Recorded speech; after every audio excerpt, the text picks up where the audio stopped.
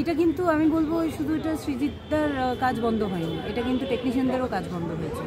মানে একটা কাজ শুটিং বন্ধ হয়ে যাওয়া, যেখানে আমাদের শুটিংয়ে তো মানে ফিল্ম লাইন বা সিরিয়াল লাইনে তো আমাদের একজন দুজনকে নিয়ে কাজ নয়, পুরো ইউনিটকে নিয়ে কাজ। যখন ছবি বন্ধ হয় তখন পুরো ইউনিটের, আর ইউনিটে ম্যাক্সিমাম হেডস কারা থাকে, টেকনিশিয়ান।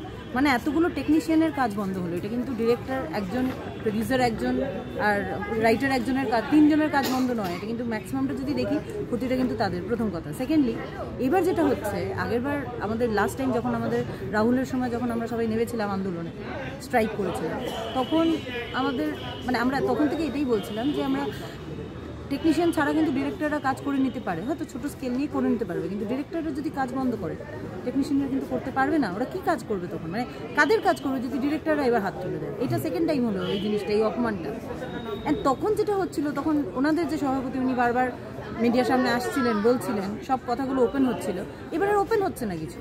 কে আটকাচ্ছে, কারা আটকাচ্ছে, সেটা আর ওপেন হচ্ছে না। তাতে করে কী হবে, যখন ওনাকে জিজ্ঞেস করা হচ্ছে যে উত্তর দিন যে কেন বন্ধ করা হলো, তখন বলা হচ্ছে আমরা তো জানি না। কোনো সদুত্তর তোমরা পেয়েছো? না, এখনো পাইনি, কোনো সদুত্তর পাওয়া যায়নি।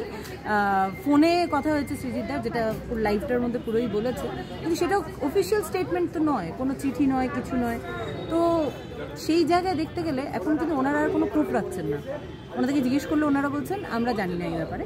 কোপটা কাদের পড়বে? যে আর্ট সেটিংরা এলো না, তারপরে লাস্ট মোমেন্টে ওদের উপরে চাপিয়ে দেওয়া হবে যে ওরা আসেনি, ওদের ব্যাপারে আমরা কি জানি। কারণ সবাই এখন ওপর মহল থেকে সেই কথাই বলছে, আমরা কিছু জানি না, কী হচ্ছে কী না হচ্ছে আমরা জানি না।